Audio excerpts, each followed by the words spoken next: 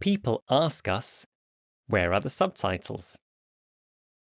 Look and Learn English uses pictures to help you learn naturally. This means you understand what you see and what you hear. Your brain learns automatically. You don't need to understand every word. Your brain still learns automatically.